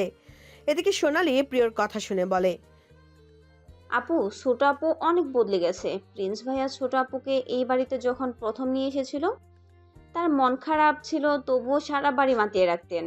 কথা বলে আমার কান ঝালাপালা করে ছাড়তো। সবসময় তার মুখে হাসি লেগেই থাকতো, কারণে অকারণে জেদ ধরতো। বায়নার তো যেন শেষই ছিল না। কিন্তু সেদিন রাতের পর থেকে মন আপু চুপসে গেছে, আগের মতো হাসে না, কথা বলে না, কেমন নির্জীব হয়ে গেছে। এমন তো হওয়ার কথাই, বরং না হলে আমার কাছে অবাক লাগতো। তুমি জানো না মুন প্রিন্সেস তুমি জানো না মুন প্রিন্সের সাথে এতটাই জড়িয়েছিল যে প্রিন্সের অবস্থা দেখে ঠিক থাকতে পারেনি। ও তো প্রিন্সের কাছে থেকে বাবা ও বড় ভাইয়ের আদর পেয়েছে। 3 বছর ধরে সে আদর থেকে প্রিন্সের মমতার ছায়া থেকে বঞ্চিত। সেটা মানতে তো কষ্ট হবে। যাও, ওকে ডেকে নিয়ে এসো। কিছুক্ষণ পর সোনালি মুন চুপচাপ খাচ্ছে, মেহেক মেয়েকে খাওয়াচ্ছে, মাঝে মাঝে নিজেও খাচ্ছিল। মুনের খাওয়া শেষ হলে উঠতে নেবে, সে সময় মেহেক মুনকে বলে, তোমার সাথে কথা আছে, রুমে এসো। মুন মেহেকের কথা শুনে কিছু না বলে হাত ধুয়ে নিজের রুমে চলে গেছে। রাতে মামুনি, আমার বাবাই কোথায়? বাবাই আমার কাছে আছে না কেন? মেয়ের প্রশ্ন শুনে থমকে গেছে। মেহেক তার মেয়েটার প্রশ্নের কি উত্তর দেবে? প্রিয় অবুঝ মন বাবাকে খুঁজে বেড়ায়, তা মেহেকের বুঝতে অসুবিধা হচ্ছে না। কিন্তু প্রিয়র বাবা কোথায় তা ওকে কি করে বলবো? তাছাড়া বললেও তো তা আদৌ বুঝতে পারবে? তবে কি আমার মেয়েটা বাবার আদর ছাড়াই বড় হবে? মেহেক ভাবনাতে বিভোর হয়ে গেছে। সে সময়ে প্রিয় মায়ের দিকে তাকিয়ে বলে, বাবাই তবে আসবে বলো না মামুনি। মেহেক প্রিয়র কথা শুনে ওকে বুকে জড়িয়ে ধরে বলল, আসবে মা, তোমার বাবাই আসবে। যখন আসবে তোমার জন্য চকলেট, আইসক্রিম আরও অনেক মজা নিয়ে আসবে। আর যতদিন তোমার বাবা না আসে ততদিন না হয় বাবার ছবির সাথে কথা বলবে। প্রিয় মায়ের কথা শুনে মন খারাপ করে বলে, বাবাইয়ের টবি তো আমার সাথে গল্প করে না। আমি আদর দিলে আমালে আদর করে না। প্রিয়র কথা শুনে মেহেক মায়ের নাক টিপে বলে, আর কিছু ঠিকঠাক বলতে না পারলে কি হবে? আদর শব্দটি ঠিকই বলতে পারে। আরো কিছুক্ষণ প্রিয়র সাথে গল্প বলে এরপর ওকে আদর করে ঘুম পাড়ায়। প্রিয় ঘুমিয়ে গেছে। ঘুমন্ত মেয়ের দিকে মেহেক তাকিয়ে আছে। মেয়েটা দেখতে পুরোপুরি প্রিন্সের মতো হয়েছে, শুধু চোখ আর ঠোঁটের পাশে তিল পেয়েছে মেহেকের মতো। মেয়েকে দেখলে প্রিন্সের কথা মনে হানা দেয়। সারাদিন ব্যস্ততার মাঝে কাটলেও রাতটা কাটতে চায় না, শুধু প্রিন্সের সাথে কাটানো স্মৃতিগুলো মনে পড়ে। প্রিন্সের রাজকুমারী যখন প্রিন্সকে খুঁজে, তখন মেহেকের বুকে ফেটে কান্না আসে। কারণ প্রিয়কে কি করে বলবে তার বাবা গভীর ঘুমে। না এখন আর কিছু ভাবতে ভালো লাগছে না। দেখি গিয়ে মুনটা কি করছে। মেহেক প্রিয়কে ঠিকভাবে শুয়ে দিয়ে মুনের রুমে গেল। মুন আসতে বলল যে আসবে না তা মেহেক জানে, তাই তো প্রিয়কে ঘুম পাড়িয়ে মুনের কাছে এসেছে। মেহেক মুনের রুমে গিয়ে দেখে মুন বসে রয়েছে। মেহেক গিয়ে মুনের কাছে বসে বলল, মন বোন আমার, এভাবে কতদিন? তোকে এভাবে দেখে আমার কষ্ট হচ্ছে। আচ্ছা আপু, ভাইয়া আমাদের কেন বাঁচাতে এলো? আমরা না হয় মরে যেতাম, তবুও ভাইয়া ঠিক থাকতো তো? ভাইয়া আমাদের জন্য নিজের ক্ষতি করে দিল। মেহেক বোনকে কি বলবে ভেবে পাচ্ছে না। মুনকে ঘুমাতে বলে নিজের রুমে চলে আসে। সকালে রানা ভাই আজকে সন্ধ্যায় রেডি থাকবেন। কেন ভাবি, কোথাও যাওয়া লাগবে নাকি? আজকে আপনার জন্য পাত্রী দেখতে যাওয়ার কথা, তা ভুলে গেছেন রানা ভাই? বিয়ে আমি এই মুহূর্তে করব না ভাবি, সরি কিছু মনে করবেন না। রানা ভাই, বিয়ের কথা হলে প্রতিবার এক কথা বলেন, তা ঠিক নয়। আপনার মা বাবার বয়স হয়েছে, তাদের কথা তো ভাববেন। বাবা মা জানে আমি এখনো বিয়ে করব না, আর আমি বেঁচে থাকতে তাদের দেখাশোনা করতে আর কেউ লাগবে না। তাছাড়া ভাবি ভাই আমাকে আপনাদের দায়িত্ব দিয়ে গেছে, তা পালন করে আমার কর্তব্য। ভাইয়া আমার জন্য, আমার পরিবারের জন্য অনেক কিছু করেছে। ভাইয়া আমার জন্য যা করেছে তার ঋণ হয়তো কখনো শোধ করতে পারবো না। তবে এখন যখন পেয়েছি, জীবন দিয়ে হলেও আপনাদের পাশে দাঁড়াবো। এতে যদি ঋণের বোঝা কিছুটা কমে। রানা ভাই কোনো কথা শুনছি না। ভাবি আমি তো বলিনি বিয়ে করব না, বিয়ে তো করব, তবে এখন না। এই মুহূর্তে বিয়ে করে কমিটমেন্ট আবদ্ধ হতে গেলে আপনাদের প্রতি আমার যে দায়িত্ব ভাই দিয়ে গেছে তা পিছনেই থেকে যাবে, যা আমি কখনোই চাই না। কিন্তু তাই বলে বিয়ে করবেন না আমার কাছে বিষয়টি খারাপ লাগছে। ভাবি, খারাপ লাগলো আপনার এই কথা মানতে পারবো না। মেঘ মাঝে মাঝে অবাক হয়ে যায় সোনালি ডাক্তার ইজাজ রানার দায়িত্ববোধ দেখে। 3টা বছর ধরে ওরা সবকিছু থেকে প্রিন্সের পরিবারকে আগলে রেখেছে। প্রিন্সকে কতটা ভালোবাসলে তার পরিবারের জন্য নিজের জীবন দিতেও দ্বিধা করে না। রানা মেহেককে চুপচাপ দাঁড়িয়ে থাকতে দেখে বলে, ভাবি, প্রিয় সোনা কি করে দেখছি না যে? আপনাদের প্রিয় সোনা রাজকার্যে ব্যস্ত। মানে? আমরা কেউ নাকি ঠিকঠাক বাগানে যত্ন নেওয়া হয় না, তার ফুলগুলোকে কেউ সময় দেয় না, তার ফুলের মন খারাপ, সেজন্য এখন থেকে নাকি সে প্রতিদিন সকালে বাগানে গিয়ে গাছগুলোকে সময় দেবে। আমি বলেছি ছোটদের বাগানে যেতে হয় না, সেখানে পোকামাকড় থাকে। আমার কথা শুনে প্রিয় বলে সে নাকি বড় হয়ে গেছে, সেজন্য এখন থেকে বাগানে যাবে, ফুলের কাছে যাবে, দরকার হলে তার সাথে সোনালীকে নিয়ে যাবে। আর সে একবার যা বলে তাই করে, তা তো জানেন। রানা মেহেকের কথা শুনে মুচকি হেসে বলে, মামুনির জেদ তো পুরাই ভাইয়ের মতো। কে ভাই থাকলে ওর কাণ্ড দেখে খুশিতে আত্মহারা হয়ে যেত। তার রাজকন্যা এসেছে, কিন্তু সে জানে না আমি দেখছি। ভাই যখন প্রথমবার বাবা হবে শুনে খুশিতে কেমন ছটফট করেছি, কিন্তু সে বাবুটা মারা যাওয়ার পর ভাই গোপনে কত চোখের পানি ফেলেছে। আর আজ একটা পুতুলের বাবা হয়েছে, কিন্তু তার সেটা দেখা বা আদর করার সৌভাগ্য হয়নি। জানেন ভাবি, একটা আফসোস, ভাইয়ের প্রিন্সেস তার বাবার আদর পেল না। রানার কথা শুনে মেহেক চুপ করে আছে। এসব শুনে তার তো বলার কিছু নেই, তার সব ভাষা তো তালাবদ্ধ করে রেখেছে, যার চাবি প্রিন্সের কাছে। রানা ও মেহেক কথা বলছে, এর মধ্যে মেহেকের মোবাইলে ফোন এলো। ওয়ালাইকুম আসসালাম, কেমন আছেন ভাইয়া? জি। কি সত্যি? কখন থেকে? আমি কিছুক্ষণের মধ্যে আসছি। মেহেক ফোন পেয়ে উত্তেজিত হয়ে গেছে, তা দেখে রানা বলে, ডাক্তার কি হয়েছে ভাবি, কোনো সমস্যা? ভাইয়া আমাদের এখনই হসপিটালে যেতে হবে, ডক্টর ইজাজ কল করেছে। ইজাজ কল করেছে শুনে রানা চমকে উঠে উত্তেজিত হয়ে বলল, ভাবি, ভাইয়া ঠিক আছে তো? ডক্টর ইজাজ কি বলেছে? হসপিটালে চলুন, ওখানে গেলে বোঝা যাবে। প্রিন্স মেহেক ও রানা হসপিটালে এসেছে বেশ কিছুক্ষণ হলো। রানা ডাক্তার ইজাজের সাথে কথা বলছে, আর মেহেক প্রিন্সের ক্যাবিনে তার হাত ধরে বসে রয়েছে। প্রিন্স 3 বছর ধরে কোমায় আছে, তার চিকিৎসার পিছনে পানির মতো টাকা খরচ করেছে, তবু সুস্থ হয়নি। আজকে সকালে প্রিন্সের ডান হাত নড়াচড়া করছিল। এই খবর শুনে মেহেক এখানে এসেছে। 3 বছর পর প্রিন্সের আজকের রেসপন্স দেখে ডাক্তার ইজাজ আশার আলো খুঁজে পাচ্ছে। প্রিন্স আবার আগের মতো সুস্থ স্বাভাবিক হয়ে তাদের মাঝে আসবে, তাকে আসতেই হবে। ওদিকে মেহেক প্রিন্সের হাত ধরে বসে আছে। 3 বছর আগের অতীতে চলে যায়। সেদিন রাতের কথা এখনো ভুলতে পারে না। সেদিন প্রিন্স ওকে আর মনকে আটকে রেখে যায়। সারাদিন তুমুল গোলাগুলির শব্দে বধির হয়ে যাওয়ার মতো অবস্থা হয়েছিল। এত শব্দ শুনে মেহেক রুম থেকে বের হতে গিয়ে পারেনি, কারণ প্রিন্স বাহিরে থেকে রুম লক করে দিয়েছে। রাত পর্যন্ত রুমের মধ্যে অপেক্ষা করে, কিন্তু এখানে এভাবে বসে থেকে লাভ হবে না। কথাটা ভেবে প্রিন্সের দেখানো গুপ্ত রাস্তা দিয়ে বাড়ি থেকে বাহিরে বের হয়ে আসে। বাহিরে ওদের জন্য সোনালি দাঁড়িয়েছিল। সোনালি ওদের দেখে কাছে এসে বলল, ম্যাম, এত দেরি হলো যে? বিকেল থেকে আমি এখানে দাঁড়িয়ে আছি আপনাদের জন্য। কোথায়? বস ভিতরে আছে, আপনি আমার সাথে আসুন। আপনাদের রেখে আমাকে এখানে আসতে হবে? মেহেক সোনালির সাথে না গিয়ে বাড়ির ভেতরের দিকে ছুটে যায়। তার পিছনে পিছনে মুনও যাচ্ছে। বাড়ির ভেতরে ঢুকে বাগানের দিকে যেতে যেতে দেখে লাশ আর লাশ। এত লাশ ও রক্ত দেখে ওরা থমকে যায়। এর মধ্যে হঠাৎ করে মেহেকের সামনে প্রিন্স এসে দাঁড়ায়। সাথে সাথে একটা গুলি এসে প্রিন্সের বুকের পাশ দিয়ে লাগে। মেহেককে এখানে দেখে মারিয়া গুলি করতে নিলে প্রিন্স দূরে থেকে তা দেখে মেহেকের সামনে দাঁড়ায়।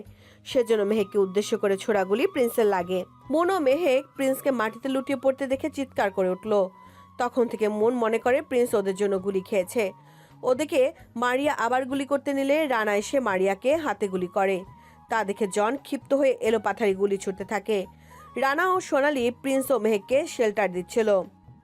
সে সময় প্রিন্স সোনালিকে বলল, তুমি ওদের বাসায় রেখে আসো, তাহলে একে সবাই মারা পড়ব। তাছাড়া ওরা এখানে থাকলে যে কোনো মুহূর্তে কিছু হয়ে যেতে পারে। সেদিন জোর জবরদস্তি করে সোনালি মুন ও মেহেকের বাগান বাড়িতে রেখে সেদিন জোর জবরদস্তি করে সোনালী মুন ও মেহেককে বাগান বাড়িতে রেখে সোনালী প্রিন্সের কাছে আসে। পরের দিন সকালে তাড়াহুড়া করে সোনালী বাসায় এসে মেহেককে লুকিয়ে আগের বাড়িতে নিয়ে যায়। প্রিন্সকে বাঁচাতে হলে অনেক টাকা লাগবে, সেজন্য ওখান থেকে লকার থেকে টাকা পয়সা ও অলংকার সব নিয়ে আসে। মেহেক কিছু ক্যাশ টাকা নিয়ে সোনালীর সাথে হসপিটালে আসে। এখানে এসে ডাক্তার ইজাজের কাছে জানতে পারে সোনালী গতকাল মধ্যরাতে প্রিন্স ও রানাকে হসপিটালে নিয়ে এসেছে। রানার হাতে ও কাঁধে গুলি বের করা হয়েছে। সে আশঙ্কা মুক্ত, তবে প্রিন্সের অবস্থা বেশি ভালো না। বুকের পাশে ও পেটের পাশে গুলি লেগেছে আর প্রচুর রক্ত বের হয়ে গেছে। প্রিন্সের বাঁচা মরা অবস্থা। তার থেকেও ভয়ের কথা হচ্ছে প্রিন্সকে এখানে রাখা যাবে না। প্রিন্সের শত্রুদের কানে একবার প্রিন্সের অসুস্থতার খবর গেলে ওরা প্রিন্স ও তার পরিবারের সবাইকে মেরে ফেলবে। ডাক্তার ইজাজের কথা শুনে মেহেক হতভম্ব হয়ে গেছে। কি করবে কিছু বুঝতে পারছে না। ডাক্তার ইজাজের মুখে প্রিন্সের অবস্থার কথা শুনে মেহেককে বলে সে প্রিন্সকে বিদেশে নিয়ে চিকিৎসা করতে চায়। ডাক্তার ইজাজ মেহেকের কথা শুনে বলল। আপনার পাসপোর্ট আছে? মেহেক না বোঝায় ডাক্তার ইজাজ মেহেককে বলে, আপনার পাসপোর্ট করতে গেলে দেরি হয়ে যাবে, তাছাড়া আপনার বোনকে রেখে যাওয়া সম্ভব নয়। তাই ভাইয়াকে নিয়ে আমি চলে যাই। রানা সুস্থ হলে আপনি রানার সাথে আসুন। মেহেক প্রথমে রাজি না হলেও প্রিন্সের অবস্থা দেখেও বিবেচনা করে রাজি হয়। কিন্তু মেহেকের ভাগ্য সুপ্রসন্ন ছিল না। তাই তো বিদেশে টানা 2 বছর চিকিৎসা করেও প্রিন্সের উন্নতি দেখেনি, সেজন্য দেশে নিয়ে এসেছে। অন্যদিকে রানা 1 মাসের মধ্যে সুস্থ হয়ে গিয়েছিল। সে সময় রানার মুখে মেহেক শুনেছে আসল কাহিনী। সাখাওয়াত হোসেন তার মামা ও মারিয়া একসাথে পড়াশোনা করেন, তবে মারিয়া মাফিয়া গ্রুপের সাথে যুক্ত তা জানতো না। তাদের পড়াশোনা শেষ হলে মারিয়া তার মামাকে বিয়ে করতে চায়। তার মামা মারিয়াকে ফিরিয়ে দেয়। এজন্য মারিয়া ক্ষেপে সাখাওয়াতকে প্রেমের জালে ফাঁসিয়ে বিয়ে করে, যাতে তার মামার আশেপাশে থেকে তার ক্ষতি করতে পারে। এদিকে মেহেকের মামার সাথে তার নানা প্রিন্সের মায়ের বিয়ে দেয়। 2 বছরের মাথায় প্রিন্স পৃথিবীতে আসে। খুশিতে ভরে ওঠে বাড়ি আঙিনা। এদিকে তাদের সুখের সংসার দেখে মারিয়া জ্বলছিল। রাশেদ হাসান সিকান্দার মির্জাকে পাঠান ওই বাড়িতে আগুন জ্বালাতে, কিন্তু সিকান্দার মির্জা সব ভুলে মেহেকের মাকে ভালোবেসে ফেলে। এরপর রাগে ক্ষোভে ফুঁসতে থাকে মারিয়া। কয়েক বছর পর রাশেদ হাসানের মাধ্যমে প্রিন্সের পরিবার নাশ করতে উঠে পড়ে লাগে। এর মধ্যে প্রিন্সের বাবা পুরাতন মূর্তি পায়, যার মূল্য কোটি টাকারও বেশি। সে খবর সাখাওয়াতকে দেয়। সাখাওয়াত তখনও জানতো না মারিয়া মাফিয়াদের লিডার। তাই তো স্ত্রীকে বিশ্বাস করে মূর্তি পাওয়ার কথা বলে দেয়। এটাও বলে প্রিন্সের বাবা মূর্তি সরকারকে দিয়ে দিবে। মারিয়া আগে থেকে প্রিন্সের বাবার উপর ক্ষেপেছিল, তাই সে আর সময় নষ্ট না করে লোকজন নিয়ে প্রিন্সের বাবার উপর হামলা করে। প্রিন্সের বাবার থেকে মূর্তি নিয়ে তাকে মেরে ফেলে। প্রিন্সের মা ও বোন মারিয়াকে দেখে ফেলে, সেজন্য তাদেরও মেরে ফেলে। সাখাওয়াত হোসেন মারিয়াকে ফোনে এসব বলতে শুনে বিশ্বাস করেনি। নিজের স্ত্রী তার প্রাণপ্রিয় বন্ধুকে এবং বন্ধুর পরিবারকে শেষ করে দিয়েছে, তা বিশ্বাস করতে কষ্ট হচ্ছিল। তার স্ত্রী তার এত কাছে থেকেও অচেনা ছিল, তা বুঝতে অসুবিধা হচ্ছে না। তাই তো ছুটে যায় বন্ধুর বাড়িতে। ওখানে গিয়ে প্রিন্সকে অচেতন অবস্থায় দেখে। কোনো কিছু না ভেবে তার বাড়িতে নিয়ে আসে। মারিয়া প্রিন্সকে দেখে ক্ষেপে যায়। তা দেখে সাখাওয়াত হোসেন মারিয়াকে একটা মিথ্যা বলে। সে বলে প্রিন্সের বাবা প্রিন্সের নামে কয়েক কোটি টাকার সম্পদ উইল করে রেখেছে। প্রিন্সের বয়স 20 বছর শেষ হলে সে এসব কিছুর মালিক হবে। আমরা ওকে আমাদের কাছে রাখলে এই সম্পদের মালিক আমরা হব। মারিয়ার লোভ বেশি ছিল, সেজন্য প্রিন্সকে এখানে রাখতে রাজি হয়ে যায়।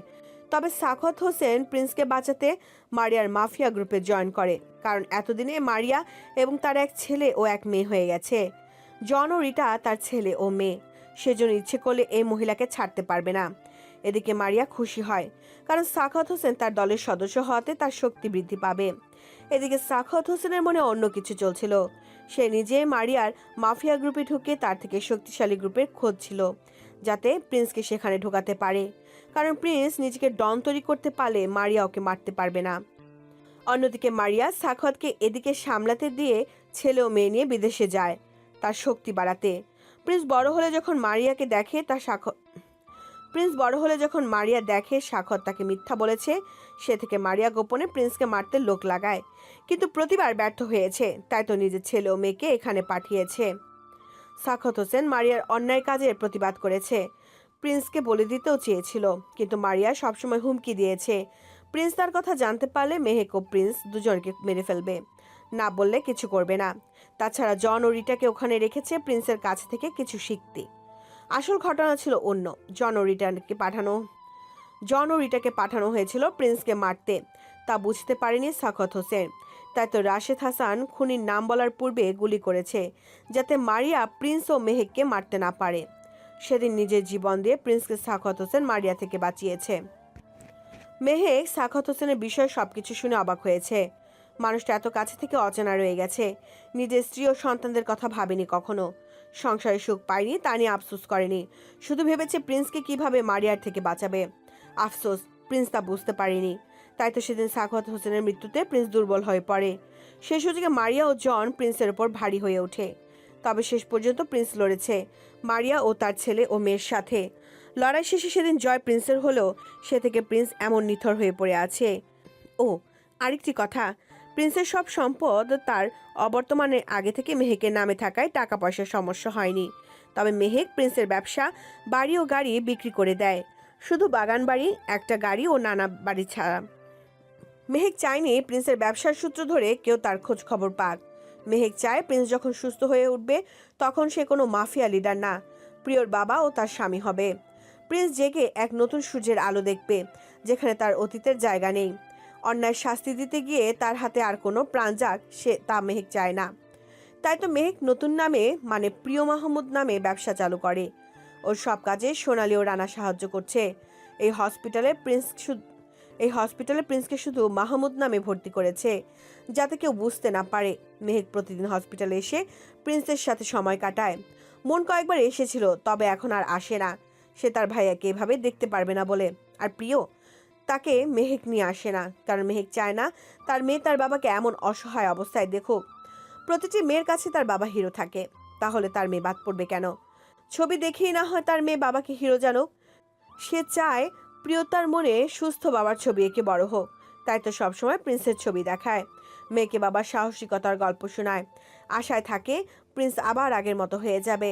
মেহেক যখন এসব ভাবছিল, সে সময় রানা কেবিনে এসে বলে, ভাবি এইবার যেতে হবে, প্রিয় সোনা আপনার অপেক্ষায় আছে। মেহেক রানার কথা শুনে বলে উঠে দাঁড়াতে নিয়ে বাধা পেল। মনে হচ্ছে কেউ হাত ধরে আছে। কথাটা ভেবে প্রিন্সের হাতের দিকে তাকে চমকে যায়। আসলে প্রিন্স তার হাত শক্ত করে ধরে রেখেছে। মেহেক প্রিন্সের দিকে তাকায়, এই ভেবে যে প্রিন্স ঠিক হয়ে গেছে। কিন্তু প্রিন্সকে চোখ বন্ধ করে পড়ে থাকতে দেখে কিছুটা হতাশ হলো। এইভাবে খুশি হয়ে গেছে যে 3 বছরের বেশি সময় পর প্রিন্স তার হাত ধরেছে, এটাই কম কি সে। আজকে হাত রেসপন্স করেছে, এক সময় সম্পূর্ণ শরীর রেসপন্স করবে। কথাটা ভেবে মেহেক প্রিন্সকে জড়িয়ে ধরে বলল, আপনি আর কত ঘুমাবেন? আপনার মন ও মেহেক আপনার অপেক্ষায় আছে। আপনারা আমার ভালোবাসার ফুল। আমাদের প্রিন্সেস অধীর আগ্রহে আপনার অপেক্ষায় করছে। আপনাকে ফিরতে হবে আমাদের মেয়ের জন্য, না হলে বাবা হয়েও মেয়ের কাছে অচেনা রয়ে যাবেন। ফিরে আসুন আমাদের কাছে। মেহেক বিশ্বাস করে একদিন এই আধার কেটে আলোর দেখা পাবে। সেদিন তার দুয়ারে খুশির মেলা বসবে। সে অপেক্ষায় পথ চেয়ে রয়েছে।